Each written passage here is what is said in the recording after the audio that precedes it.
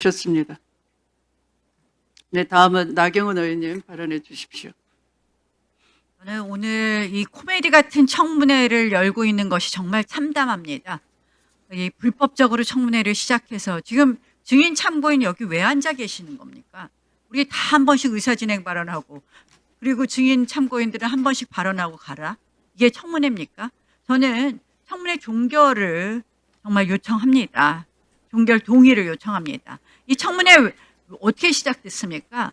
말도 안 되는 조작된 증거를 가져와서 녹취록이라고 틀고 시작을 했습니다.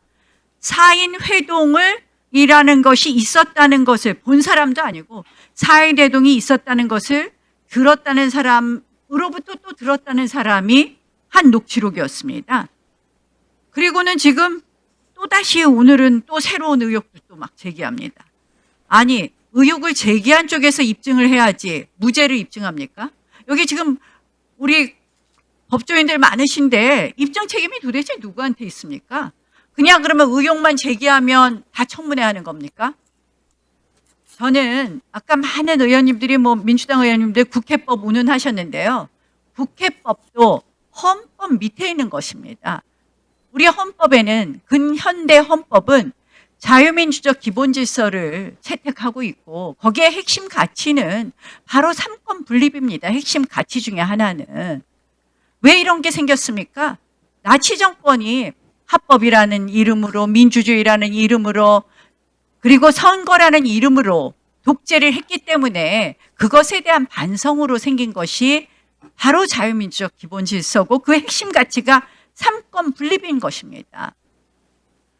이 삼권 분립에서 핵심이 뭡니까? 결국 재판에는 개입하지 말라는 겁니다. 재판에는 개입하지 말아라. 조희대 대법원장을 흔드는 거 뻔하는 거 아닙니까? 이재명 대통령 무죄 영구화하겠다는 거 아닙니까? 지기현 판사를 흔드는 거 내란 유죄 반드시 찍어내라는 거 아닙니까? 오늘 법원 보도자료 보니까 상세히 설명됐습니다. 우리 민주당 의원님들도 다 보셨을 텐데요. 여기 다 써있네요. 이 사건 술집에 가게 된 경위, 술집 내부는 룸사롱 같은 것으로 생각하지 않았다고 하는데 가서 현장 조사해 보니까 그 진술 취지에 부합하는 것이다. 이렇게 써 있습니다. 게다가 관련자들의 진술에 의하면 바로 왜 이렇게 다들 흥분해요? 흥분하지 말고 읽어보세요. 읽어보세요. 여기 현장 조사해 보니까 그렇게 돼 있다는 거 아닙니까? 그리고 그 대상 법관이 있을 땐 여성 종업원이 동석한 사실도 없다 이렇게 돼 있습니다.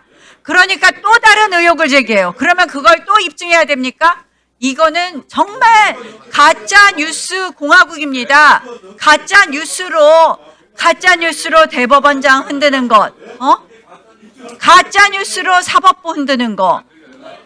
자, 김병노 대법원장 이야기했는데요. 김병노 대법원장이 재판에 관해서 그 국회에 와서 진술한 것이 아닙니다. 저는 이 대법원에서 한 얘기를 들어보면 딱딱 이해가 돼요. 근데 그걸 갖다 박균택 의원님도 무슨 저 대법원장이 왜 그 국무총리는 만나지 않았다고 똑바로 얘기 안 하냐는데 권력서열 2, 3위는 무슨 행사에서 당연히 만나는 경우가 많지 않습니까? 그러니까 그런 예정하고선 그렇게 발언한 거 이해가 안 되십니까? 저는 자꾸 가짜 뉴스로 이 대통령 무죄 만들려고 대통령 지키려고 그렇게 애쓰시지 말고 정말 대통령께서도 오늘 무슨 무죄 받으면 항소하지 말라라. 저는 범죄자 대통령이니까 범죄자 편만 드시는 거 아닌가 이런 생각이 듭니다.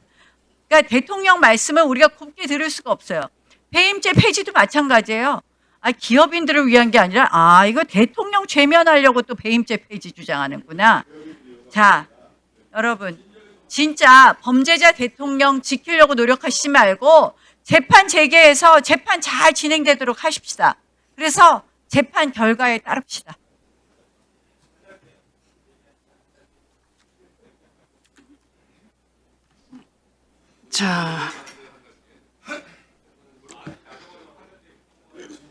자, 범죄자 대통령이라고 자꾸 강조를 하시고 정치 발언을 하시는데요. 그러시면 안 됩니다.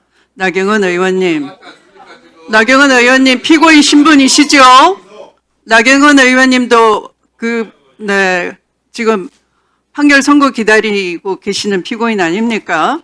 네. 되게 찔리시는 게 있는 모양이에요. 아이, 그만 좀 깐죽대지. 자, 최혁진 의원님, 네, 발언해 주십시오. 네, 오늘 어쨌든 국민의 부름을 거절한 조희대 대법원장의 행태에 대해서 대단히 큰 분노를 느낍니다. 자, 최혁진 마지막 의원님 들으세요. 발언을 듣고 가는 게 예입니다. 예. 지금 오늘 의사진의 발언 왜 들어요 우리가? 위원장님 잠깐 멈춰주시면 네, 그렇게 하겠습니다. 좀 멈춰주세요. 발언을 다시 감추고 싶은 게 많은 모양이에요. 다들 도망가시는 거 보니까. 5분을 방송으로라도 꼭 들으세요. 오늘 조희대 대법원장이 이 자리에 나와야 되는 것은 국민의힘은 계속 무슨 소설이다. 우리 민주당이나 박은정 의원님이나 제가 이야기하는 것이 가짜 뉴스를 유포한다 이런 말을 계속 해대고 있습니다. 국민들이 보면 지나가는 소가 웃을 일이라고 생각을 할 것입니다. 이게 어떻게 소설입니까? 본인들이 소설 같은 일을 실제화했죠. 생각을 해보십시오.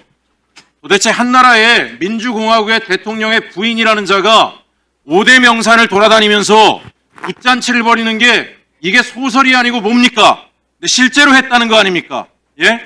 아마테라스 신이나 모신다는 건진이라는 인간, 명태균이 같은 사람들한테 브로커에 놀아나서 예? 정치를 오염시키고 국정농단을 한 거 만화책에나 나올 만한 일을 본인들이 벌인 겁니다. 누가 요즘 같은 세상에 군을 동원해서 내란을 하고 계엄을 합니까? 이게 소설이 아니면 도대체 뭐가 소설입니까? 입이 10개라도 할 말이 없는 사람들이 와서 심한 말로 장터에 가면 저한테 이런 얘기들을 하세요. 힘들겠다. 법사에 가서 하루 종일 국민의힘에서 애플 뜯어먹는 소리 듣고 앉아있으려면 얼마나 우라통이 터지겠냐? 괜찮습니다. 서민들이 더 힘든다는 거 알기 때문에 저는 괜찮습니다.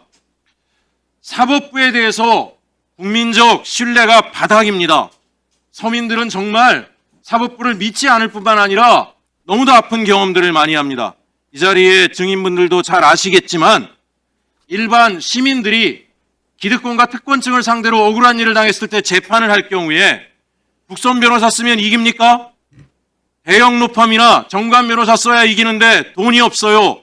있는 재산 없는 재산 다 끌어모아서 빚까지 내서 겨우겨우 1심 이기면 항소 갑니다. 죽을 힘을 다해서 친척의 돈까지 빌려서 항소 이기면 상고 갑니다. 심지어 재기수사까지 동원해가지고 검찰이 특권층의 이해를 대변하면서 서민을 들들 볶고 괴롭히는 일이 빈번하게 발생해 왔습니다. 오늘날 조희대 대법원장의 행태를 보면서 서민들이 무엇을 느끼는지 아세요? 서민의 아들로 태어나면, 일반 시민의 아들로 태어나면, 또 서민의 편에 서서 살아가면, 서민의 입장에서 정치를 하면 정당의 대표가 되어도 대통령 후보가 되어도 악랄하게 당하는구나. 이걸 그대로 보여준 겁니다. 네가 아무리 높이 올라가도 기득권의 편에 서지 않으면, 특권층의 편에 서지 않으면 우리 눈밖에 나면 어떤 꼴을 당하는지를 그대로 보여준 겁니다. 저는 국민의힘 의원들이 이제 와서 민생 이야기하는 것에 대해서 잔머리 굴리지 말라고 이야기하고 싶습니다. 정말 민생을 원했다라면 지난 내란 시기에 윤석열을 체포할 때 관사 앞에 가서 방어벽을 칠 것이 아니라 그날 폐업하는 자영업자들 앞에 가서 무릎 꿇고 머리를 쳐박고 용서를 빌어야 할 사람들이 지금 와서 민생을 이야기하고 우리 민주당 의원들한테 소설이라고 이야기하고 정당한 의혹 제기를 하는 서영교 의원한테 가짜뉴스를 퍼뜨린다고 이야기합니다. 이미 드러나고 있습니다. 내란을 한두 사람이 했겠습니까? 수많은 기득권과 특권층이 연대해서 내란을 만들었습니다. 지난번에 서영교 의원께서 이야기하셨지만 11월 22일이었던가요? 그때 이미 국가조찬기도회에 윤석열과 박안수 계엄사령관까지 참여를 해서 구구 보수 인사들 700여 명과 왜 조찬기도회를 합니까? 내란을 위한 공모의 과정이라고 생각을 합니다. 지금 다 도망가 버렸지만 우리 김용민 간사님 말씀처럼 다 수사를 받아야 될 사람들이라고 생각을 합니다. 다시 한번 말씀드리지만 입이 10개라도 할 말이 없는 사람들이 이 자리에 와서 이런 얘기하는 것 용납할 수 없고요. 그 다음에 사법부의 독립성 이야기하는데 저는 이렇게 생각을 합니다.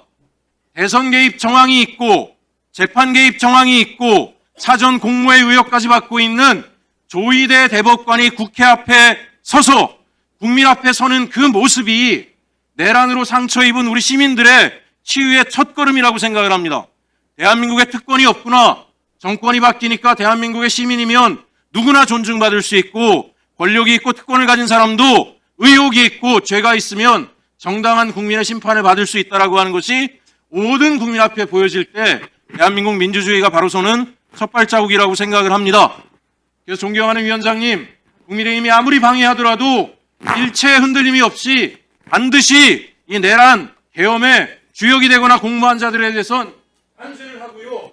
시민의 아픔을, 국민의 아픔을, 서민의 아픔을 치유해 주시는 우리 법사위원장님이 되주시기를 다시 한번 부탁드립니다.